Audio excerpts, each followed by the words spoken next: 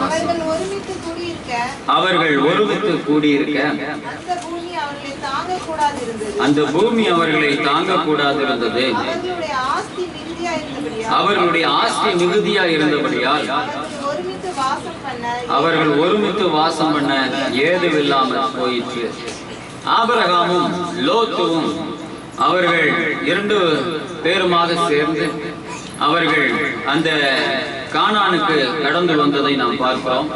ஆண்டவருடைய வார்த்தைக்கு கீழ்ப்படிந்து அவர்கள் அந்த இடத்திலிருந்து புறப்பட்டு அங்கிருந்து தேவன் காண்பிக்கிற இடங்களிலே இவர்கள் இருவரும் பிரயாணப்பட்டு வந்தார்கள். வருகிற வழியிலே சம்பவித்த சம்பவங்களை குறித்து நாம் பார்த்தோம். அதற்கு பின்னாக அவர்கள் கடந்த அதிகாரத்தின் 29ஆம் வசனத்தில் பார்க்கும்போது பார்வோன் அவனை குறித்து தன் மனுஷனுக்கு கட்டளையிட்டு கொடுத்தான். அவர்கள் அவனையும் அவன் மனைவியும் அவனுக்கு உண்டான எல்லாவற்றையும் அனுப்பிவிட்டார்கள் என்று பார்க்கிறோம். அவனோடு கூட எல்லாவற்றையும் அனுப்பிவிட்ட பின்பதாக 13ஆம் அதிகாரத்தினுடைய முதல் வசனத்தில் வாசிக்கும் போது அதை வாசிக்கலாம்.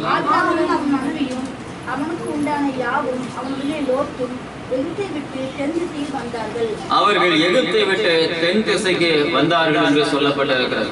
ஆபிரகாமும் அவன் மனைவியும் அவனுக்கு உண்டான யாவும் அவனோடு லோத்துவும் எகிப்தை விட்டு தென் திசையில் வந்தார்கள் என்று நாம் பார்க்கிறோம். என் தேவனாகிய கர்த்தர் அவனை நடத்தி வந்த பாதைகளிலே ஆபிரகாமை தேவன் அபரீதமாக ஆசீர்வதித்தார் என்பதை நாம் அறிந்து கொள்ள வேண்டும். நமக்கு தெரிந்த ஆபிரகாம் விசுவாசத்தின் தந்தை என்று சொன்னால் உடனடியாக நாம் சொல்லுகிற காரியம் அவன் ஈசாக்கை பெற்றதுதான் நமக்கு தெரியும். நம்மை போன்ற மிருகங்களுக்கு அது மட்டும் தான் தெரியும்.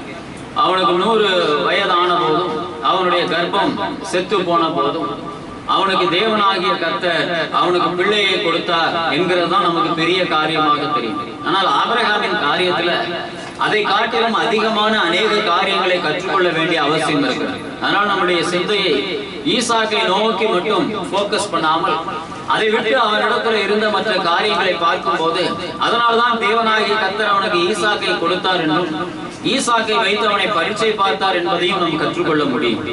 ஆபிரகாம் என்று சொன்ன உடனேயே தேவன் அவனுக்கு கொடுத்த ஆசீர்வாதம் என்று சொன்னால் உடனே பிள்ளை பேரை மட்டுமே நினைத்துக் கொள்ளக்கூடாது.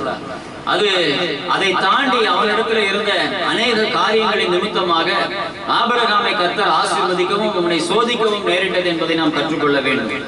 அப்படி இந்த ஆபிரகாம் கடந்து வரும்போது அவன் ஏற்கனவே நாம் அவனிடத்துல பார்த்த குணங்கள் என்னவென்றால் அவனை கர்த்தர் சொன்ன காரியங்கள் எல்லாவற்றிலையும் அவன் கர்த்தருக்கு கீழ்ப்படிந்தான்.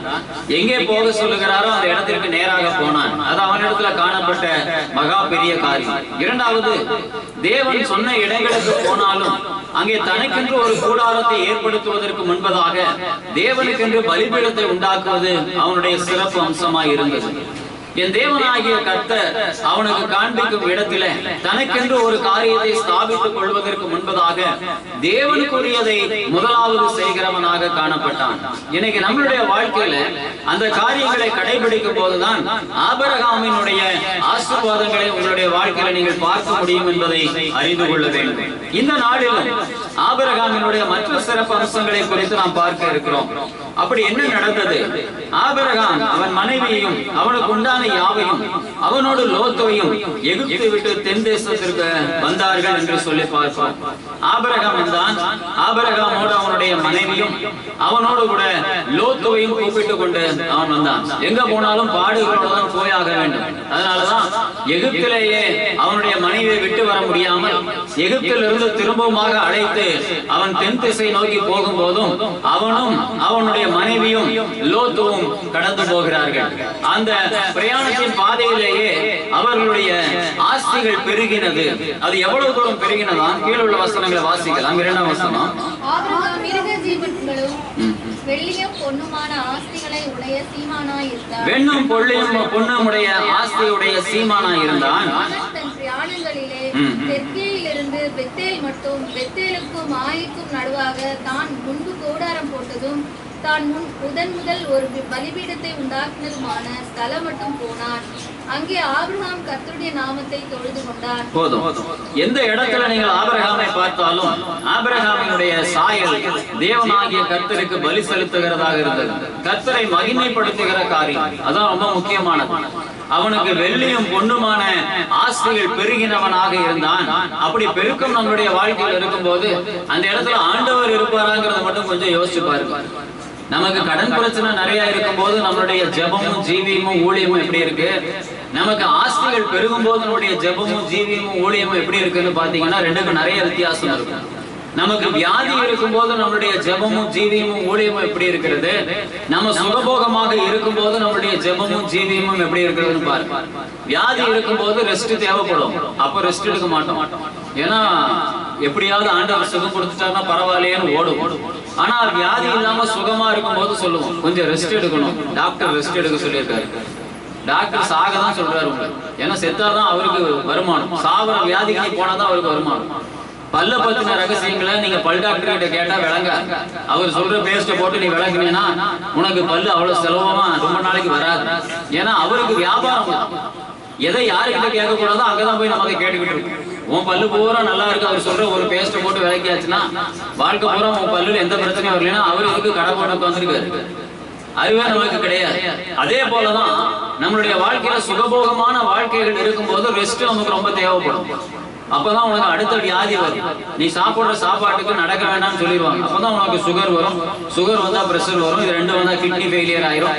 இதுக்கப்புறம் நீ ஆஸ்பத்திரிக்கு டெய்லி போக வேண்டியதாயிரும். அதனால ரெஸ்ட் எடுக்காதீங்க. இங்க வேதத்தின்படி இந்த ஆபிரகாமுக்கு தேவனாகிய கர்த்தர் கொடுத்த காரியம் என்னவென்றால் ஆஸ்தி பெருகி கிடக்கிறது. அதன் மத்தியில தேவனை தேடுகிறார். ரொம்ப சிம்பிள். உன்னுடைய வாழ்க்கையில நாளைக்கு சோத்துக்கு வழி இருந்தா நீங்க ஜெபம் பண்ணுவியான்னு யோசிச்சு பாரு. இன்னைக்கு நல்லா உனக்கு தூக்கம் வரும்போது 3 மணிக்கு நீ எந்திரிக்கிறியான்னு பாரு. ராத்திரி பூரா புரண்டு படுப்பு. நமக்கு அது இதுன்னு ஏகப்பட்ட பிரச்சனை, குழப்பம், கவலை இப்படி இருந்துச்சுன்னா 3 மணிக்கு ஜெபம் தன்னப்போல வரும். ஏன்னா தூங்கிருக்கவே மாட்டேன். நல்லா சாப்பிட்டு 6 அமர படுத்து தூங்கி பாரு, 3 மணிக்கு எந்திரிக்க முடியாது. இன்னைக்கு ஆபிரகாமுக்கு இந்த சூழ்நிலையில தான் தேவனுடைய பலிபீடம் ஞாபகம் வருது. இந்த சூழ்நிலையில தான் அவன் கர்த்தரை இறுக பிடித்திருக்கிறான். இந்த சூழ்நிலையில தான் கர்த்தர் சொல்லுகிற திசையில போய் கொண்டு இருக்கிறான். போவோமா நம்ம? இந்த ஊர்ல ஒரு நல்ல இடம் வாங்கி வீடு கட்டி ஜமீன்தார் மாதிரி உட்கார்ந்தாச்சு. உன்னை திடீர்னு கர்த்தர் சொல்லுகிறாரு அந்த இடத்துக்கு போப்பா, வேற ஊருக்கு போ. அந்த ஊர்ல போய் கொஞ்ச நாளைக்கு ஒரு வாடகை வீட்டு எடுத்து போயிருவி. யாராவது போயிருவோமா? ஆபிரகாமின் ஆசீர்வாதத்தை எப்படி நீ கேட்கிற? இந்த இடத்தை விட்டு கொஞ்சம் தூரம் தள்ளி போய் வேற ஒரு ஊர்ல உட்கார்ந்து ஊழியம் பண்ணு. யாராவது கேட்டுருவோமா? இந்த ஊர்ல நமக்கு ஒரு நல்ல வேலை, நல்ல ஒரு ஸ்தாபனத்துல ஒரு கவர்மெண்ட் வேலை அல்லது ஒரு தனியார் ஸ்தாபனத்துல ஒரு நல்ல பெர்மனன்டான வேலை, நல்ல சம்பாத்தியம், இதை விட்டுட்டு போய் அந்த ஊர்ல வேற ஒரு வேலை பார்த்துட்டு அப்படியே அங்க இருக்கிற கிராமத்து ஜனங்களுக்கு கொஞ்சம் ஊழியம் பண்ணி போயிருவோமா? ஆபிரகாமை பத்தி பேசவே கூடாது. உன்ன மாதிரி உனக்கு வேணா 10 வருஷம் ஆனாலும் சரி, 20 வருஷம் ஆனாலும் சரி, கல்யாணம் ஆகி உங்களுக்கு குழந்தை இல்லையா? ஆபிரகாமுக்கு பாருங்க ஆண்டவர் பிள்ளை கொடுத்தாரு. இந்த பேச்ச வேணா நீ பேசலாம், அதுக்குதான் உனக்கு தகுதி இருக்கு. வேற ஆபிரகாமை குறித்து பேச முடியாது. ஆனா இன்னைக்கு வேதம் சொல்லுகிறது வேற பேசு. ஆபிரகாம் தேவனுடைய சத்தத்திற்கு கீழ்ப்படிந்து திசை மாறி போனான். நடந்தது என்ன? பொன்னும் வெள்ளியும் அதிகமாகி, அததான் நம்ம 6ஆம் வசனத்துல வாசிக்கிறோம். அங்கே அவர்கள் ஒருமித்து கூடியிருந்த அந்த பூமி அவர்களை தாங்க கூடாது இருந்தது. The wealth of the Abraham was in such a way that the earth was unable to withstand it. பூமியானது தாங்க கூடாத அளவிற்கு அவருடைய செல்வம் பெருகி இருந்தது. எப்போ?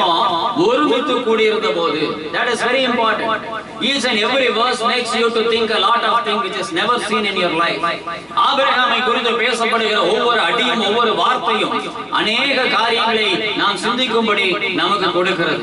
என்ன பண்ணினான்? கர்த்தர் சொன்ன திசை நோக்கி போனான். கர்த்தர் சொன்ன திசையெல்லாம் அவருக்கு பலிபீடங்களை உண்டாக்கினான்.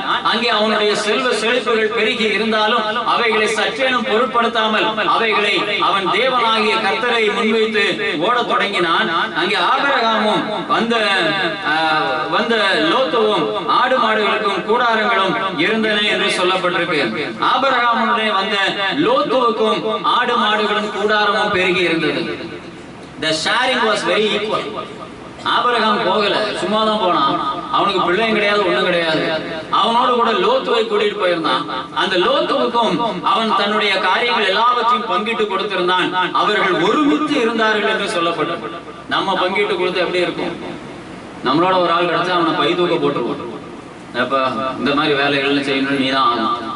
அது வரைக்கும் நம்ம 4 பை தூக்கிட்டு ஒன்னா வந்திருப்போம். நமக்கு ஒரு அடிமை சிக்கிச்சுன்னா போதும், ஒரு பை கையில் தூக்க மாட்டோம். அதவா வந்து நீ எனக்கு பை தூக்கிட்டு வா. அதை எங்கேயாவது பார்த்து யாரையாவது பார்த்து பழகிட்டு வந்து அடுத்ததும் அதே மாதிரி ஆரம்பிச்சிடும். அல்லது இந்த பை தூக்கின கேஸ் அதுக்கு இன்னொரு பை தூக்கிறதுக்கு ஒன்று ரெடி பண்ணிட்டு இருக்கும். எப்போ தூக்கும் நமக்கு அப்படின்னு. ஆபிரகாம் அப்படி செய்யல. அவன் அவனுடைய மந்தைகளை மேய்த்துக் கொண்டிருந்தான். லோத்து அவனுடையவைகளை மேய்த்துக் கொண்டிருந்தான். இரண்டும் பெருகினது என்று பார்க்கிறோம். ஒருமித்து இருந்தார்கள். The word is very important. எங்கேயாவது 2 பேரும் ஒருமித்து இருக்கிறீங்களா? ஆண்கள் 2 அவனுக்கும் அவன் மேல அக்கறை இருக்கா, இன்னொரு மேல அக்கறை இருக்கா. அதனால 2 பேரும் ஒருமித்து எவ்வளவு வருஷம் வேணாலும் இருப்பாங்க. நீங்க பாத்தீங்கன்னா வாலிப பசங்களா இருந்தாலும் சரி, வயசானவங்களா இருந்தாலும் சரி, ஜென்ஸ் இருக்கக்கூடிய அந்த பேச்சுலர்ஸ் ரூம் பாத்தீங்கன்னா அது எப்படி இருந்தாலும் சரி, அங்கே அவர்கள் பல வருஷங்கள் அப்படியே இருப்பாங்க. எந்த பிரச்சனையும் வராது, எந்த பிரச்சனையுமே வராது. ஏன்னா எதையுமே அவர்கள் தங்கள் சுயத்திற்காக யோசிக்க மாட்டாங்க. பெண்கள் இருக்கிற இடத்துல மாமியார் மருமகளும் ஒரு இடத்துல உருப்படியா இருக்க முடியாது. மாமியார் மருமகளை காட்டிலும் அம்மாவும் மகளும் ஒரு இடத்துல இருக்க முடியாது. இவ்வளவு மோசமான ஜனங்கள் எங்க போய் ஒருமித்து இருக்கிறது? லோத்துவும் ஆபிரகாமும் ஒருமித்து இருந்தார்கள். பல கோடிகளை, பல செல்வங்கள் பெருகி கிடந்தது. வசனம் அழகா சொல்லுது, அவர்கள் இருந்த இடத்துல அந்த பூமி அதை தாங்க கூடாது இருந்ததுனால ஆண்டவர் பிரித்து விட்டாராம். இவங்க எல்லாரும் ஒரே இடத்துல கிடந்து இவ்வளவு செழிப்பாக இருந்தார்கள். நம்ம எங்கேயாவது செழிப்பா இருந்தா ஒன்னா இருப்போமா? அது யாரா இருந்தாலும் சரி கட் பண்ணி விட்டுருவோம். சில இடங்கள் அப்படிதான். சில நிறுவனங்கள் ஆரம்பிக்கும் போது பாத்தீங்கன்னா பார்ட்னர்ஷிப் போட்டிருப்பாங்க. 6 பேர் 7 பேர் பார்ட்னர் சேர்ந்து அந்த நிறுவனத்தை ஆரம்பிப்பாங்க. அது அப்படியே ஒவ்வொன்று வளர்ந்து வரும். வளர்ந்து வந்தோம்னா ஒண்ணு சண்டை போடுவாங்க. அப்படி இல்லைன்னா தந்திரமா கட் பண்ணுவாங்க. ஒவ்வொருத்தரையா கட் பண்ணி கடைசியில் அது ஒரு ஆள் கையில தான் அந்த ப்ராப்பர்ட்டி இருக்கும். அப்படி இருந்தாதான் அது இருக்கவே செய்யும். இல்லைன்னா அந்த ப்ராப்பர்ட்டியும் சரி, அந்த தொழிலும் நாசமா போயிடும். இங்கே லோத்துவும் ஆபிரகாமும் அப்படி இருந்தார்கள். என் தேவனாகிய கர்த்தர் சொல்லுகிறார், அவர்கள் ஒருமித்து கூடியிருந்த அந்த பூமி அவர்களை தாங்க கூடாது இருந்தது. அவருடைய ஆஸ்தி மிகுதியா இருந்தபடியால் அவர்கள் ஒருமித்து வாசம் பண்ண ஏதும் இல்லாமல் போயிற்று என்று சொல்லப்பட்டிருக்கு. கீழே உள்ள வசனங்களை வாசிக்கலாம். மந்தை மேய்ப்பருக்கும் லோத்துடைய மந்தை மேய்ப்பருக்கும் வாக்குவாதம் உண்டாயிற்று. அக்காலத்திலே கானானியரும் பெரிசியரும் அத்தேசத்தில் குடியிருந்தார்கள். ஆபிரகாம் லோத்தை நோக்கி, எனக்கும் உனக்கும் என் மெய்ப்பருக்கும் உன் மெய்ப்பருக்கும் வாக்குவாதம் வேண்டாம், நாம் சகோதரர். இந்த தேசமெல்லாம் உனக்கு முன் இருக்கிறதல்லவா? நீ என்னை விட்டு பிரிந்து போகலாம். நீ இடதுபுறம் போனால் நான் வலதுபுறம் போகிறேன், நீ வலதுபுறம் போனால் நான் இடதுபுறம் போகிறேன் என்றார். அவனுக்கும் லோத்துவுக்கும் ஆபிரகாமுக்கும் எந்த பிரச்சனையும் இல்ல. அவனுடைய மெய்ப்பர்களுக்கும் இவனுடைய மெய்ப்பர்களுக்கும் இடையே வாக்குவாதம் உண்டாயிற்று. அங்கே பெரிய பூமியை தாங்க கூடாத அளவிற்கு சூழ்நிலைகள் இருக்கும் போது அந்த மேய்ப்பர்களுக்கும் இவனுடைய மேய்ப்பர்களுக்கும் அவனுடைய ஆட்களுக்கும் இவனுடைய ஆட்களுக்கும் வாக்குவாதம் உண்டானது. நம்ம என்ன பண்ணிருப்போம்? லோத்து, உன்னை கூட்டு வந்தது யார்? நான் தானே. இந்த நான் சொல்றதை மட்டும் எடுத்துட்டு புடிச்சிட்டு போற வழியா பாரு. அப்படிலாம் நீ இரு, உன்னுடைய ஆட்களை துரத்து. நான் என்ன சொல்றேனோ அதை கேளு. அவ்வளவு. இதான் நம்மளுடைய காரியமாக. அதுலயும் நம்ம கை கொஞ்சம் ஓங்கிருச்சுன்னா ஒன்னும் சொல்லிக்க வேண்டாம். நான் என்ன சொல்றேனோ அதான். இன்னொருத்தர் எதிர்பார்ட்டி நம்ம சொல்றதை கொஞ்சம் கேட்கற மாதிரி இருந்துச்சுன்னா இன்னும் சொல்லிக்கவே வேண்டாம். நம்ம யாருன்னு நமக்கு தெரியாது. ரொம்ப நிகர் இல்லாம ஆட ஆரம்பிச்சிடும். எதுக்கு நம்ம பேச கேட்கறாங்க, என்ன காரியம், அதை பத்தி கூட நமக்கு சிந்தையே கிடையாது. கேட்கறக்கு ஒரு அடிமை சிக்கிருச்சு, அவ்வளவுதான். நம்ம என்ன செய்யணுமோ அதை செய்வோம் அப்படின்னு தலைகீழ ஆடுவோம். ஆபிரகாம் இடத்துல அந்த தன்மை இல்லை. அவ்வளவு. லோத்துக்கும் ஆபிரகாமுக்கும் எந்த பிரச்சனையும் இல்லை. 2 பேரும் தான் லீடர்ஸ். ஆனா கீழே இருக்கிறவர்களுடைய போராட்டங்கள் வருகிறது. பூமி தாங்க மாட்டேங்குது. நிலநடுக்கமே வந்துடும் போல இருக்கு. அவ்வளவு செழிப்பு பெருகி கிடக்கிறது. நீங்க ஒரு போட்டிருக்கிற சட்டைக்கு மேல இன்னொரு சட்டை இருந்துச்சுன்னா போடுற விதமே வித்தியாசமா இருக்கும். அங்கே பயங்கரமான செல்வ செழிப்பு. அத்தனைக்கும் ஆபிரகாம் காரணம். ஆபிரகாமின் செல்வ செழிப்புக்கு இந்த லோத்துவை வளர்ந்து வருவதற்கான காரணம் ஆபிரகாம் செலுத்துகிற பலி, ஆபிரகாம் ஆண்டவருக்கு கொடுக்கிற முக்கியத்துவம், ஆபிரகாம் ஆண்டவருக்கு கீழ்ப்படுகிற காரியம், இவைகளை நிமித்தமாக பெருகி வந்தது. இது எல்லாம் ஆபிரகாமுக்கு தெரியும். லோத்துவை கூப்பிட்டு சொல்றான், இங்கே இருக்கிற திசைகளிலே மேற்கையா கிழக்கையா தெற்கையா வடக்கையா பாரு, உனக்கு எது வேணுமோ எடுத்து சொல்ல முடியுமா? நம்ம சொத்து வீடுகளில் பிரிக்கும் போது நீ உனக்கு வேணுங்கிறத எடுத்துக்க, மற்றதை நான் வச்சுக்கிறேன்னு சொல்லி என்னைக்காவது நம்மளால சொல்ல முடியுமா? வாங்குற ஆனால அதிவசத்துல உன்னால சொல்ல முடியுமா? இருக்கிறதுல பெருசா தானே தூக்குற. உன் வீட்டுல ஒரு பணியாளர் இருக்கா, நீ அப்படி விட்டுருவியா? நீ எப்படி ஆபிரகாமின் ஆசீர்வாதத்தை பேசுற? ஆபிரகாமின் ஆசீர்வாதத்தை எப்படி பேச முடியுது? உன்னுடைய வாழ்க்கையில தேவனாகிய கர்த்தர் சொல்லுகிறார், லோத்துவை கூப்பிட்டு சொல்றான். இவன் கூப்பிட்டு வந்த பையன், இவன் கூப்பிட்டு வந்து அவனுக்கு எல்லா காரியங்களையும் உருவாக்கி கொடுத்தவன் சொல்றான், உனக்கு எவை வேண்டுமோ அதை எடுத்துக்கொள். அதுதான் முக்கியமானது. நம்ம எதை மேற்கொள்ளிட்டு காண்பிப்போம். லோத்து பசுமையானதை எடுத்தான், அதை எடுத்து அவன் நாசமா போயிட்டான், அதுல உனக்கு சந்தோஷம். ஆபிரகாம் கொடுத்ததை யோசியா, ஆபிரகாமுடைய மனத்தன்மையை யோசிங்க. அது எல்லாவற்றுக்கும் அப்பாற்பட்டதுதான் விசுவாசம். விசுவாசத்தினுடைய அடிப்படை காரணங்கள் என்ன என்பதை யோசித்து பார். உனக்குள் இருப்பது விசுவாசமா அவிசுவாசமா என்பதை அறிந்து கொள். உனக்குள்ள இருக்கிறது விசுவாசமாகிறது தெரியும். ஆபிரகாமினுடைய தன்மை என்ன சொல்றான், இந்த தேசம் எல்லாம் உனக்கு முன்பாக இருக்கிறது அல்லவா, நீ என்னை விட்டு பிரிந்து போகலாம், நீ இடதுபுறம் போனால் நான் வலதுபுறம் போகிறேன், நீ வலதுபுறம் போனால் நான் இடதுபுறம் போகிறேன் என்றான் என்று சொல்லப்பட்டது. என்ன ஒரு அருமையான வார்த்தை பாருங்க. உனக்கு எது வேணுமோ எடுத்துக்கோ, நீ எடுத்துட்டு போக மீதமை விட அதை நான் எடுத்துக் கொள்ளுகிறேன். அதுதான் ஆசீர்வாதத்திற்கான காரணம். இன்னைக்கு நம்மளுடைய வாழ்க்கையில தேவனாகிய கர்த்தர் உன்னை ஆபிரகாமின் ஆசீர்வாதத்தினால் ஆசீர்வதிக்க காத்திருக்கிறார். ஆனா இந்த தன்மை இருக்கிறதான்னு பாரு.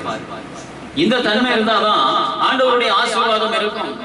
இந்த தன்மை இல்லாத போது உனக்கு லோத்துவின் ஆசீர்வாதம் என்ன இருக்கும்? லோத்து என்ன பண்ணினான்? கீழே உள்ள வசனத்தை வாசிக்கலாம். அப்பொழுது லோத்து தன் கண்களை ஏறெடுத்து பார்த்து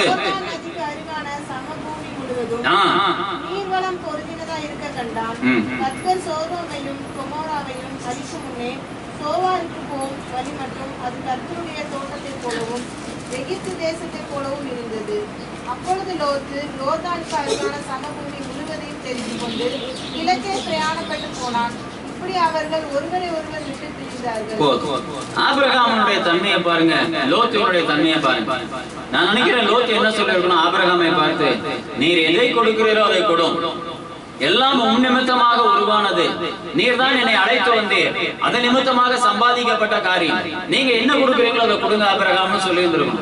ஆனா லோத்து என்ன பண்ணா, நம்மளை விட மோசமான ஆள். பாக்கலாம், இதுதான் சான்ஸ், அதுக்கு பார்த்து இதை பார்த்தா அவைகள் யோர்தானை காட்டிலும் அழகாக இருக்கிறது, இவைகள் நல்ல பசுமையாக இருக்கிறது, இவை சமபூமியாக இருக்கிறது, இவைகள் ஆடு மாடுகள் மேய்வதற்கு ஏற்றதாக இருக்கிறது, இவைகள் பெருகுவதற்கு ஏற்றதாக இருக்கிறது. உன் ஞானத்தை பாரு, கொஞ்சம் லோத்தோட மேட்ச் ஆச்சு. ரொம்ப பிளான் பண்ணுவ, நாசமா போயிடுவ, அவ்வளவுதான்.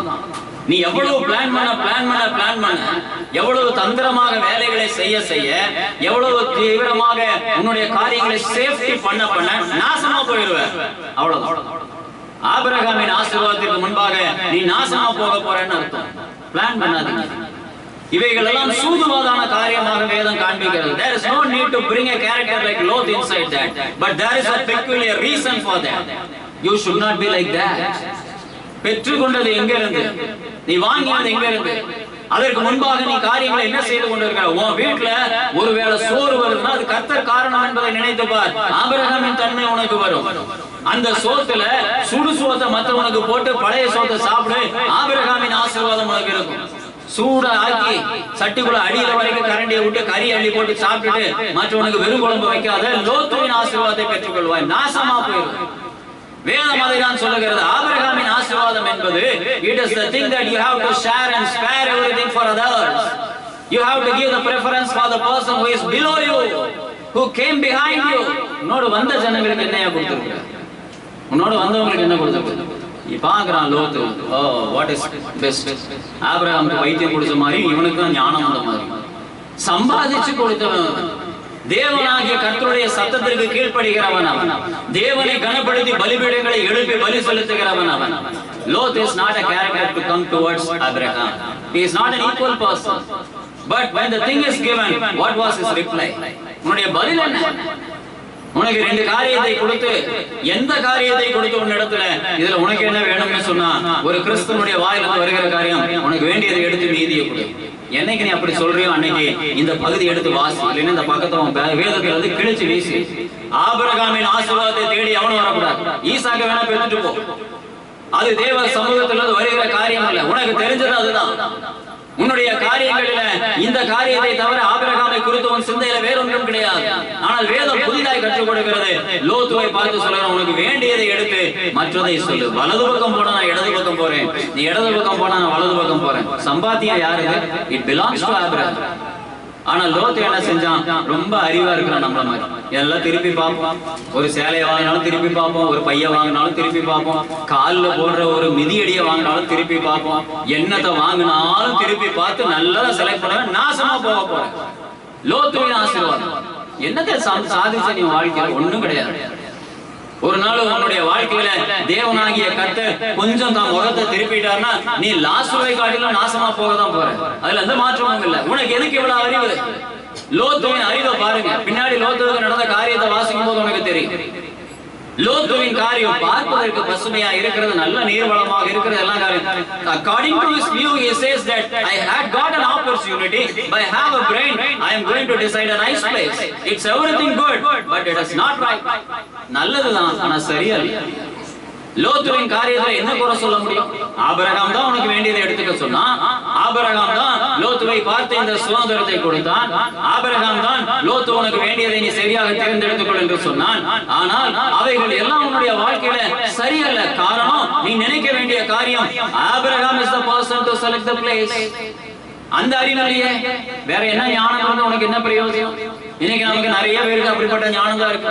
கரெக்டா பிள்ளைங்களுக்கு சரியான நேரத்துல பாடங்களை படிக்க வைக்கணும், பிள்ளைங்களுக்கு சரியான பக்குவத்துல கல்யாணம் பண்ணி கொடுக்கணும், பிள்ளைங்களுக்கு சரியான நேரத்துல சொத்து சேர்த்து வைக்கணும், பிள்ளைங்களை எல்லா காரியத்தையும் பார்த்து வைக்கணும். எல்லாம் சரிதான். ஆனா பிள்ளைங்க கிறிஸ்துவுக்குள்ள இருக்கிறாங்களான்னு பாத்தியா? அந்த பிள்ளைங்களுடைய பிரதிபலிப்பு எப்படிப்பட்டதாக இருக்கிறது என்பதை பார்த்தாயா? இவைகள் எல்லாவற்றையும் சரியாக சிந்திக்கிற நீ தேவையானதை சிந்திக்கல. லோத்துவுக்கு எல்லாம் கரெக்டா தான் இருந்துச்சு. செலக்ட் பண்ண பிளேஸ் கரெக்ட் தான், செலக்ட் பண்ண இடம் கரெக்ட் தான், எல்லாம் கரெக்ட் தான், கொடுக்கப்பட்ட ஆப்ஷன் கரெக்ட் தான், கொடுக்கப்பட்ட சுதந்திரம் கரெக்ட் தான். ஆனா சொல்லி இருக்க வேண்டிய காரியம் என்ன?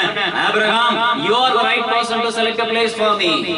அதை செய்யலையே, அதை செய்யல. உன் ஞானத்தை கொண்டு போய் குப்பையில போய் ஞானமா இருக்காதீங்க. ஞானமா இருக்கிற ஜனங்களை பார்த்தா சில நேரங்களில் பாவமாவும் பரிதாபமாவும் இருக்கு. ரொம்ப அறிவோடு இருக்கிற ஜனங்களை பார்த்தா ரொம்ப பயங்கரமான பயம் வரும். என்ன நிலைமைக்கு போவாங்களோ தெரியல. இன்னைக்கு லோத்துவுக்கும் அதான் நடந்தது. அடுத்த வசனத்தை வாசிக்கலாம். அந்த யோர்தானுக்கு அருகான சமபூமியில் உள்ள பட்டணங்களில் வாசம் பண்ணி சோதோமுக்கு நேரே கூடாரம் போட்டான். சோதோமின் ஜனங்கள் பொல்லாதவர்களும் கர்த்தருக்கு முன்பாக மகா பாவிகளுமாய் இருந்தார்கள். லோத்து ஆபிரகாமை விட்டு பிரிந்த பின்பு கர்த்தர் ஆபிரகாமை நோக்கி, உன் கண்களை ஏறெடுத்து நீ இருக்கிற இடத்திலிருந்து வடக்கேயும் தெற்கேயும் கிழக்கேயும் மேற்கேயும் நோக்கிப்பார். நீ பார்க்கிற இந்த பூமி முழுவதையும் நான் உனக்கும் உன் சந்ததிக்கும் எந்தெந்திக்கும் இருக்கும்படி கொடுத்து உன் சந்ததியை பூமியின் தூளை போல பெருக்க பண்ணுவேன். ஒருவன் பூமியின் தூளை எண்ண கூடுமானால் உன் சந்ததியும் எண்ணப்படும். ஆபிரகாமுக்கு தேவனாகிய கர்த்தர் கொடுக்கிற காரியத்தை பாருங்க. லோத்துவுக்கு அவன் விரும்பினதை கொடுத்தான். அது சோதோமுக்கு அருகாம இருக்கக்கூடிய இடத்திற்கு போனான்.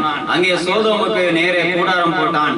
சோதோமின் ஜனங்கள் பொல்லாதவர்களும் கர்த்தருக்கு முன்பாக மகா பாவிகளுமாய் இருந்தார்கள் என்று சொல்லப்பட்டிருக்கிறது. What he selected was a nice place, but it was very closer to the worst place. அவ்வளவுதான். உன்னுடைய தீர்மானம், நீ எடுக்கிற பிரயாசம் எல்லாம் பார்ப்பதற்கு நல்லாதான் இருக்கும், ஆனால் அதனுடைய விளைவு மோசமாகத்தான் இருக்கும். ஆனால் ஆபிரகாமுக்கு என்ன சொன்னார் தெரியுமா? அவன் விட்டு போன, அவன் வேண்டாம் என்று சொன்ன இடத்தை எடுத்துக்கொண்டாய் நீ. ஆனா நீ கண்களை ஏறெடுத்துப்பா. உன் கண்ணுடைய பார்வை எவ்வளவு தூரத்திற்கு போகிறதோ அத்தனை இடத்தையும் உனக்கு கொடுப்பேன். உன்னுடைய சந்ததியை பூமியின் தூளாக இருக்கிற அளவிற்கு மாற்றுவேன். அவைகளை என்ன கூடுமானால் உன் சந்ததியை என்னும் அளவிற்கு உன்னை ஆசீர்வதிப்பேன். கர்த்தர் பல மடங்காக ஆசீர்வதிச்சு விட்டார். இதாங்க அனுபவம். ஒரு கிறிஸ்தவனுடைய வாழ்க்கையில என்னைக்கு மற்றவனுக்கு விட்டு கொடுக்கிறானோ அன்னைக்குதான் தேவனாகிய கர்த்தர் அவனை பல மடங்காக ஆசீர்வதிப்பார். புத்தியை ரொம்ப குறுக்கடா வைக்காதீங்க. ரொம்ப குறுகி நெருக்கி ரொம்ப கீழ்த்தரமா கேவலமா நடக்காதீங்க. எவ்வளவு சோறு தின்னாலும் சரி, அடுத்த நேரம் சோத்துக்கு நாயா பறக்காதீங்க. உன்னால நினைச்சா ஒரு நாளைக்கு 3 கிலோ கறி கூட வாங்கி திங்க முடியும். ஒரு துண்டு கறிக்கு நாயா பறக்காதீங்க. தேவ வசனம் தான் சொல்லுகிறது, விட்டு கொடு, விட்டு கொடு. உன்னுடைய வாழ்க்கையில சில காரியங்களை விட்டு கொடு, யதார்த்தமாய் விட்டு கொடு. தேவனாகிய கர்த்தர் உன்னை பல மடங்காக ஆசீர்வதிப்பார். ஒண்ணு விட்டு கொடுக்க மாட்டோம். எனக்கு வேணும், எனக்கு வேணும், எனக்கு வேணும். ஒரு பேப்பர் கிடைச்சா கூட எனக்கு வேணும் அப்படின்னு தூக்கி பைபிள் வச்சு ஒரு சாதாரண அற்பமான காரியம். உன்னால நினைச்சா நீ சம்பாதிச்சு அதை லட்சக்கணக்கில் வாங்க முடியும். ஆனா விடமாட்டோம் மற்றவங்களுக்காக. அதை பிடிங்க அபகரிச்சு அதோடதான் நாசமா போற நீ, அதோடதான் நாசமா போற. விடு. என்னைக்கு எந்த கிறிஸ்தவனுடைய வாழ்க்கையில விட்டு கொடுக்கிறானோ அவனை பூமியின் தூளத்தனையாக ஆபிரகாமின் ஆசீர்வாதங்களை கர்த்தர் கொடுப்பார். If you learn this small topic, that will be better for your life. வேற ஒண்ணு நீ எனக்கு பெருசா கத்துக்க வேண்டாம். ஆபிரகாம் இடத்திலிருந்து விட்டு கொடுக்கும் தன்மை ஒரு கிறிஸ்தவனுடைய வாழ்க்கையில இருந்தால் அவன் ஞானவானாக இருக்கணும்னு அவசியம் இல்லை. ஆசீர்வாதமான மகா பெரிய சீமானாக இருப்பான். கர்த்தர் ஆசீர்வதிப்பார். பல தடவை நான் சொல்லியிருக்கேன். ரொம்ப ஞானமா 10 ரூபாயை பாதுகாக்காத, 10 ரூபாயா தான் இருக்கும், சாவர வரைக்கும் இருக்கும். அதை சில நேரம் சம்சாரம் எடுத்து துவைச்சு அந்த 10 ரூபாய் இல்லாம பண்ணிடுவாங்க. ஆனா அதை விட்டுப்பாரு, அதை ஒருத்தன் ஏமாத்திற்கு விட்டு கொடுத்துப்பாரு, 100 ரூபாயா திரும்பி. அதே போலதான் உன்னுடைய காரியங்கள்ல ரொம்ப குறுக்கடா காரியங்கள் அப்படியே ஞானமா அபகரிச்சு பாதுகாத்து வச்சுக்கணும். நமக்கு நமக்கு நமக்குன்னு இருக்காத, நாசமா போயிருவேன். விட்டு கொடுத்து பார், கர்த்தர் அபரீதமாய் ஆசீர்வதிப்பார், அபரீதமா ஆசீர்வதிப்பார். எந்த காரியத்திலும் சரி மற்றவர்களுக்கு விட்டு கொடுத்து பழகுங்க. இதை நீ ஆபிரகாம் இடத்திலிருந்து கற்றுக்கொள். ஆபிரகாம் இடத்திலிருந்து கற்றுக்கொள்ள வேண்டிய காரியம் அதுவாக இருந்தது. தேவன் சொன்ன காரியத்திற்கு நேரம் போனான். He lays bother about himself. அவன் ஒரு செல்ஃபிஷ்னஸ் இல்லாத ஒரு மனுஷன். அதுதான் அவனிடத்துல நான் பார்க்கிறேன். தனக்கென்றது. அதனாலதான் அவனுக்கு பிள்ளை இல்லைங்கிறத பத்தி அவன் கவலைப்படவே இல்லை. நமக்கு பிள்ளை இல்லைன்னா அவ்வளவுதான், அதுலயே வருந்தி செத்து. நமக்கு பிள்ளைங்க இருக்கணும், அதான் ரொம்ப முக்கியமானது. ஏன்னா நம்ம சம்பாதிச்சு வச்சிருக்க அப்புறம் அடுத்தது அதுக்கு தானே வந்து பாவம் செஞ்சு அழிக்கணும். அதுக்கு பின்னாடி இன்னும் அதுக்கு பிள்ளைங்க வேணும்னு உட்காந்து ஒப்பாரி வச்சு அழுதுட்டு இருப்பான். அதுகளும் வந்து அழிக்கணும். பூமியில பாவத்தை பெருக பண்ணிட்டு இருக்கு. ஆபிரகாமுக்கு he lays bother about that. Lot is a person. He came along with me. அவனுக்கு போட்டோம், அவன் அனுபவிக்கட்டும். சாதாரணமா விட்டுருந்தான். ஆண்டவர் பெருக பண்ணினார். பூமி தாங்க முடியலப்பா, பிரிச்சு விடணும்னு ஆண்டவர் தான் வேலைக்காரர்களுக்குள்ள குழப்பத்தை உண்டாக்கி விட்டார். பரவாயில்லன்னு சொன்னா ஆபிரகாம் எப்படி இதை டீல் பண்றான்னு சொல்லி ஆண்டவர் தூரத்துல இருந்து பார்க்கிறாரு. ஆபிரகாம் ஏதாவது தனக்கென்று எடுத்து வைத்துக் கொண்டு லோத்துவை ஏமாத்திடுவானோ அல்லது தனக்கென்று ஆசைப்படுறான்னு பார்த்தாரு. Abraham was a very frank person. He said that you take whatever you want. ஆண்டவர் பார்க்கிறாரு, திரும்பி பாக்குறா. அவன் பார்க்கிறாரு, நீ பாக்குற இடம் பேரும் உனக்கு தான் போ, அவ்வளவுதான். இவன் பார்வை எப்படி இருந்துச்சு? பசுமையானதை பார்த்துக்கிட்டு உட்கார்ந்துருக்கான். யோர்தானை பார்த்து கொண்டிருந்தான். சோதம் முன்னாடி போய் உட்கார்ந்து நாசமா போவான். இவன் பாக்குறது கண்ணுக்கு தெரிஞ்சதை பார்த்து ஆண்டவர் சொல்றாரு, எல்லாத்தையும் அனுபவி, எல்லாத்தையும் அனுபவி. வாழ்க்கையில இதெல்லாம் அனுபவிச்சு பாரு. கிறிஸ்துவின் வார்த்தைகள் எல்லாம் சும்மா சாதாரணமானது கிடையாது. சும்மா ஆபிரகாம் ஆசீர்வதித்த தேவன் என்னை ஆசீர்வதிப்பார்னு உட்கார்ந்து இருக்காத. ஆபிரகாமை போல என்னை மாற்றும் ஆண்டவர்னு ஜெபம் பண்ணிப்பாரு. ஆபிரகாமினுடைய தன்மை எனக்கு குடும் ஆண்டவர்னு சொல்லி கேட்டுப்பாரு. Don't bother about the things which the other people are taking. கொடுத்து பாரு, உன்னுடைய புது சட்டையை கொடுத்து பாரு. இருக்கிறதுல பழசு கிழிஞ்சது பட்டன் போனதை தேடிட்டு இருக்காங்க. உன்னுடைய காரியங்களை விட்டு கொடுத்து பாரு. கொடுத்துட்டு அதையே உட்கார்ந்து பார்த்துட்டு ஐயோ கொடுத்துட்டேன், அதை நான் கட்டியிருந்தா நல்லா இருந்திருக்குமோ, அதை நான் வச்சிருந்தா நல்லா இருக்குமோ அப்படின்னு கேவலமா நினைக்காது. அதுக்கு கொடுக்காம இருந்து தொலைஞ்சிடும். உன்னுடைய வாழ்க்கையில தேவனாகிய கர்த்தர் கொடுக்கிற எல்லாவற்றிலையும் உன்னோடு இருக்கிற ஜனங்களை பகிர்ந்து பார். ஆபிரகாமை பார்த்து சொல்ல, கண்களை ஏறெடுத்து பாரு, இருக்கிற எல்லாவற்றையும் எடுத்துட்டு பூமியின் தூளத்தனையாய் உன் சந்ததியை பெருக பண்ணும். ஒரு புள்ள கிடையாது. ஆண்டவருடைய ஆசீர்வாதம் என்னன்னா, உன் சந்ததி பூமியின் தூளத்தனையாய் பெருகும். There comes the விசுவாசம். நீ காரியங்களை செய்யும் போதுதான் கர்த்தர் உனக்கு விசுவாசத்தை கற்றுக் கொடுப்பார். நீ காரியங்களை செய்யும் போதுதான் கர்த்தர் விசுவாசத்தை உனக்குள்ளே வேறுபட பண்ணுவார். நீ காரியங்களை செய்யும் போதுதான் கர்த்தர் விசுவாசத்துல உன்னை புஷ்டி ஆக்குவார். நீ வச்சிருக்கிறது செத்த விசுவாசம், நாத்தம் எடுத்த விசுவாசம். அந்த விசுவாசம் முதல்ல உன்னோட்டு வெளியே போயிட்டாலே நீ முதல்ல ஈடேறிடு.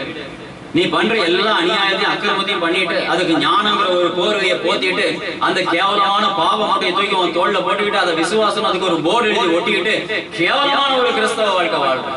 அதை முதல்ல எடுத்து வீசி, உங்ககிட்ட இருக்கிற எல்லா தன்மையும் எடுத்து வீசிட்டு இங்க ஆபிரகாமின் சாயலுக்கு வா. கர்த்தர் சொல்லுகிறபடி செய். கர்த்தர் சொல்லுகிற இடத்துல கர்த்தரை கனப்படும். கர்த்தர் சொல்லுகிறபடி விட்டு கொடு. எப்பொழுது தேவன் உனக்கு விசுவாசத்தை கற்றுக் கொடுப்பார். நீ 17ஆம் வசனத்தை வாசிக்கலாம்.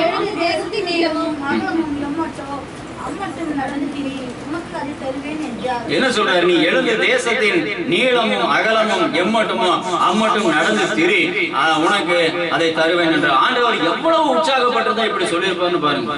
அவனை கூப்பிட்டு சொல்றாரு, என் மகனாகிய ஆபிரகாமே, நீ எழுந்து நடையா போ, திரிஞ்சு போ, எங்க வேணா போ, போற இடத்துல அவனுக்கு கொடுத்துறோம். அவ்வளவு எவ்வளவு அன்பா இருக்கிறார் பாருங்க, எவ்வளவு ஆசையா இருக்கிறார் ஆபிரகாம். ஆபிரகாமுக்கு ஈசாக்க தள்ளி போட்டதுக்கான காரணம் அது. அவனை அனுபவிச்சிருக்கிறார் ஆண்டவர். அவனுடைய சாயல் ஒவ்வொன்றையும், அவனுடைய செயல்பாடுகள் ஒவ்வொன்றையும் என் தேவனாகிய கர்த்தர் ரசிச்சிருக்கிறார். அதனால சொல்றாரு, நீ எல்லாம் ஒரு மனுஷனா, நீ எல்லாம் எப்படிப்பட்டவன் என்று சொல்லி அவனை அள்ளி அணைத்து சொல்றாரு, எந்திரிச்சு நடந்து திரி, நீ போற இடமெல்லாம் அவனுக்கு கொடுக்குறேன், கண்ணை நீட்டிப்பாரு, உனக்கு அவைகள் எல்லாவற்றையும் கொடுப்பேன். இது ஆசீர்வாதம். நமக்கு ஈசாக்கு தான் ஆசீர்வாதம். நம்ம வாழ்க்கை நாய் தான் ஆசீர்வாதம். நாயை போன்ற வாழ்க்கை தான் நமக்கு ஆசீர்வாதம். அதை விட்டுருங்க. Don't go to the top. Come towards the thing which was apart from them. He makes the Lord to be with him. He says that you take whatever you wish. அது ஆசீர்வாதம். வாழ்க்கையில அந்த எண்ணம் எனக்கு வந்திருக்காரு. அப்படியே இறுக்கி பிடிச்சி எல்லாத்தையும் உள்ள வச்சுட்டு ஏமாத்தி திருட்டுத்தனம் பண்ணி அப்படியே ஒரு காரியத்தை சம்பாதிச்சு வாழ்க்கையில வச்சிருக்கேன். ஈடேறவே மாட்டேன். இப்படியே தான் உட்காந்துருக்கேன். ஆபிரகாம் சொல்றாரு, விட்டுட்டியா? பசுமையான விட்டுட்டியா? ஆடு மாடு என்னத்தை திங்குங்கிற எண்ணம் எல்லாம் விட்டுட்டியா? போ, இப்ப பாரு, நீ ஆடையும் பார்க்க வேண்டாம், மாடியும் மேய்க்க வேண்டாம், நீ நடந்து திரிகிற எல்லா இடத்தையும் உனக்கு கொடுக்குறேன், உனக்கு சந்ததி சந்ததியாக பெருக பண்ணுகிறேன், உன்னை பல மடங்காக ஆசீர்வதிச்சு போ. இந்த விசுவாசம் இது தேவனாகிய கர்த்தர் ஆபிரகாமிலிருந்து உனக்கு கற்றுக் கொடுக்கிற காரியம். கடைசி வசனத்தை வாசிக்கலாம். ஆபிரகாமத்தை பேர்த்துக் கொண்டு போய் எப்ரோனில் இருக்கும் மம்ரேயின் சமபூமியில் சேர்த்து குடியிருந்து அங்கே கர்த்தருக்கு ஒரு பலிபீடத்தை கட்டினார். இன்னும் போராண்டவரோட கூட ஆபிரகாமை நீ ரசிச்சு பார்க்கணும். அவன் சொல்ல இங்க இருந்து கூட இருந்து பேசி இங்க ஒண்ணும் கிடையாது, லோத்து எல்லாத்தையும் மாறிட்டு போயிட்டான். இங்க உட்கார்ந்து ஆடு மாடு ஒண்ணும் திங்கவும் முடியாது, குடிக்கவும் முடியாது, வாழவும் முடியாது. ஆண்டவர் சொல்ற கண்ணுக்கு எட்டின தூரம் எல்லாம், கால் வச்சு நடக்கிற இடமெல்லாம் அவனுக்கு கொடுத்தாச்சு, எங்க வேணா போகணும். வேற ஒரு இடத்துக்கு போய் செட்டில் ஆயிட்டான். அங்க போன உடனே ஒரு கூடாரத்தை போட்டு பலிபீடத்தை கட்டிட்டான். That's all. He wants to respect the God. Whatever the thing happens, you want to respect the God. சேலை கட்டுறதுக்கு எடுக்கிற நேரத்தை விட ஆலயத்தில் உட்கார்ந்து இருக்கிற நேரம் குறைவுதான் நமக்கு. What respect you are giving for the God? கர்த்தருக்கு என்று என்ன காரியத்தை கொடுக்கிறார்? நீ ஆண்டவருடைய சமூகத்திற்கு என்று என்ன காரியத்தை கொடுக்கிறார்? தேவனை ஆராதிக்கும்படி என்ன காரியத்தை கொடுக்கிறார்? யார் வந்திருக்கிறாங்க? காணிக்க பாட்டு டைம்ல நம்ம டைரக்ஷனே மாறிதான் நிற்போம். இத்தனைக்கும் எல்லாரும் யூனிஃபார்ம் வெடிக்கிறோம், என்னத்தை பார்ப்போம்னு தெரியாது. வாரம் மூஞ்சி எல்லாம் பார்த்து என்னத்தை பார்ப்போம்னு தெரியும். டைரக்ஷனே மாறி நின்று இப்படிதானே பார்த்துருக்குது சபை, அப்படிதானே காணிக்க பாட்டு நிற்கணும். அப்ப மட்டும் எதுக்கு பின்னாடி திரும்பி நிற்கிறோம்னு தெரியல நமக்கு. ஆண்டவர் சொல்றாரு, பலிபீடத்தின் மேல உனக்கு வாஞ்சை இல்ல, தேவ சமூகத்தின் வாஞ்சை கிடையாது உனக்கு, வேடிக்கை பார்க்கறது தான். ஆபிரகாம் ஒரே தடவை பார்க்க சொன்னார், கொடுக்கிறதுக்கு. நீ பார்க்கறது பூரா உன்னை விட்டு எடுக்கிறது. தேவ சமூகத்துல ஜாக்கிரதையா இருங்க. அவன் போறான், வேற இடத்துக்கு போயாச்சு. He lives bother about to think what the things will happen, what the animals will eat, what the goats will drink. He never bother about that. He was only the thing about the sacrifice. கர்த்தருக்கு பலி சொல்லி தேவனை கனப்படுத்தணும். நீ எப்ப என்ன இடத்துல ஆண்டவரை கனப்படுத்தணும் சொல்லுங்க. போன வாரத்துல எந்த சமயத்துல எல்லாம் ஆண்டவரை கனப்படுத்துறீங்க? ஒன்னும் இருக்காது, நோ லிஸ்ட். ஆண்டவரை குறித்து சில ஜனங்கள் ஆண்டவர் பிரைஸ் தி லார்ட்னு சொல்லிட்டு இருக்கோம். அது கூட நம்ம கேட்கறதுக்கு எரிச்சலா தான் இருக்கு. பிரைஸ் தி லார்ட், ஆண்டவருக்கு கர்த்தருக்கு ஸ்தோத்திரம். அது மனசுல திருத்தி கொடுத்துருக்கு. நம்ம பார்த்தோன்னே தெரியும், வந்துட்டானா காலையில வந்துட்டாளா கர்த்தருக்கு ஸ்தோத்திரம் அப்படின்னு. இது அல்ல sacrifice. What you have given for God. கர்த்தருக்கு என்ற முக்கியத்துவம் உன் வாழ்க்கையில என்ன கொடுக்கப்பட்டது? கர்த்தருடைய நேரத்தை என்ன கொடுத்திருக்கிறாய்? தேவனுக்கு என்று என்ன காரியத்தை இழந்திருக்கிறாய்? தேவனுக்கு என்று என்ன காரியத்தை சகித்திருக்கிறாய்? தேவனுக்கு என்று எந்த காரியத்தை மற்றவர்களுக்கு இழந்து கொடுத்திருக்கிறாய்? அதான் கர்த்தரை கனப்படுத்துற காரியம். ஆண்டவரிடத்துல பலிபடுத்த ஆண்டவர் எதிர்பார்க்கவே இல்லை. இவனைவே தேவனாகிய கர்த்தர் ரசிச்சு ரசிச்சு ரசிச்சு அனுபவிக்கிறார் ஆபிரகாம். அதை படிக்க போதே நமக்கு அவ்வளவு ஆசையா இருக்கு. எந்திரிச்சு நடந்து திரி, நீ போற இடத்துல உனக்கு கொடுக்குறேங்க. எப்படிப்பட்ட ஆசீர்வாதம் பாருங்க. லோத்துவுக்கு என்ன பண்ணா, எடுத்துட்டு போ, உனக்கு வேணும். வலது பக்கம் போனா இடது பக்கம் போறேன், நீ இடது பக்கம் போனா நான் வலது பக்கம் போறேன். மன ரம்மியமாய் சந்தோஷமாய் விருப்பத்தோடு மனம் உணர்ந்து அவனோடு கூட வந்த லோத்துவுக்கு அவன் இந்த காரியத்தை செய்யறான். நம்மனா என்ன பண்ணுவோம், மேய்ப்பர்களை கூப்பிட்டு முதல்ல ஒரு பஞ்சாயத்து நடக்கும். ஓ மேய்ப்பன் செஞ்சது சரியா, ஏன் மேய்ப்பன் செஞ்சது அப்படியே இருக்கட்டுமே, நான் தானே கூட்டிட்டு வந்தேன், நீயே எனக்கு அடிமை லோத்து, உன்னுடைய மேய்ப்பர்கள் எப்படி என் மேய்ப்பர்கள்ட்ட சண்டை போடலாம், நீ பெரிய ஜவான் மாதிரி, அதுக்கெல்லாம் என்னமோ பெரிய இது மாதிரி. ஆபிரகாம் என்ன செஞ்சா தெரியும், what ever you wish you take, இவ்வளவுதான் உனக்கு தேவை. இப்படி செஞ்சாங்க சண்டை வரும்னு நினைக்கிறேன். உன் வாழ்க்கையில என்னைக்காது நமக்கு சண்டை தான் அதிகமான நேரம். ஜெப நேரத்தையும் சண்டை நேரத்தையும் நம்ம கம்பேர் பண்ணோம்னா 1:10 ரேஷியோல இருக்கும். ஒரு பங்கு ஜெபம்னா 10 பங்கு சண்டையா இருக்கும். அந்த சண்டைக்கு மத்தியில ஒரு ஜெபம், மனம் திரும்புதல். அந்த கம்யூனியன் நாள்ல பயங்கர மனம் திரும்புதலா இருக்கும். அது மாதிரி ஒரு மனம் திரும்புதல் நம்மளால வாழ்க்கையில பார்க்க முடியாது. ஆபிரகாம் இடத்துல கத்துக்கொள்ளுங்க. ஆபிரகாம் சொல்லுகிறான், என்ன வேணுமோ எடுத்துக்கணும். பூமி தாங்கக்கூடாத செல்வமா இருக்கும், என்ன வேணுமோ எடுத்துக்கணும். எனக்கு அதை பத்தி பிரச்சனை இல்லை, எடுத்துக்கணும். ஆண்டவர் சொல்லுகிறார், அவனுக்கு எடுத்துக்கணும், கொடுத்துட்டு இல்ல மீதி உள்ள எல்லாமே வார்த்தை எடுத்துக்கணும். உன்னால எவ்வளவு முடியுமோ எடுத்துக்கணும். இன்னைக்கு தேவனாகிய கர்த்தர் கொடுத்த உடனே நம்ம ஆளை பறந்துட்டு போய் ஐயோ அங்க தண்ணி இருக்கா இங்க தண்ணி இருக்கா, which is the right place I want to make a sacrificing place for, I want to make an altar. கர்த்தருக்கென்று ஒரு பலிபீடத்தை உண்டாக்க வேண்டும், அதான் அவனுடைய தீர்மானம். அவனிடத்திலிருந்து நாம் கற்றுக்கொள்ள வேண்டிய அநேக காரியங்கள் உண்டு. தேவனாகிய கர்த்தர் இந்த நாளிலே நமக்கு கற்றுக் கொடுக்கிற ஒரு மிக முக்கியமான காரியம், ஆபிரகாம் இடத்துல தேவன் எவ்வளவு செழிப்பான காரியத்தை கொடுத்திருந்தாலும் அவன் தனக்கென்று ஒரு காரியத்தை வாங்கிக் கொள்ள ஆசைப்படாமல் என் தேவன் சொல்லுகிறபடி மற்றவனுக்கு தன்னோடு இருக்கிறவனுக்கு என்று அதை விட்டுக் கொடுக்கிற தன்மை அவனிடத்தில் இருந்தது. அப்படி தேவனாகிய கர்த்தர் அவனுக்கு அந்த தன்மையை கொடுத்து அவன் எல்லாவற்றையும் கொடுத்தாலும் தேவன் அவனுக்கு எதை கேட்டாலும் கொடுப்பேன் என்று சொல்லி அவனை ஆசீர்வதித்த போதும் ஆசீர்வாதத்தின் மேல் நாட்டம் இல்லாமல் கர்த்தருக்கு என்று பலிபீடத்தை கட்டினான். இன்னைக்கு நமக்கு கர்த்தர் ஆபிரகாமை கொண்டு கற்றுக் கொடுக்கிற காரியம், விட்டு கொடுக்கிற காரியமும், கர்த்தருக்கென்று பலி செலுத்துகிற காரியமும் உன் வாழ்க்கையில காணப்பட வேண்டும். அதுவே ஆபிரகாமின் ஆசீர்வாதத்தை உனக்கு கொண்டு வரும். கண்களை மூடி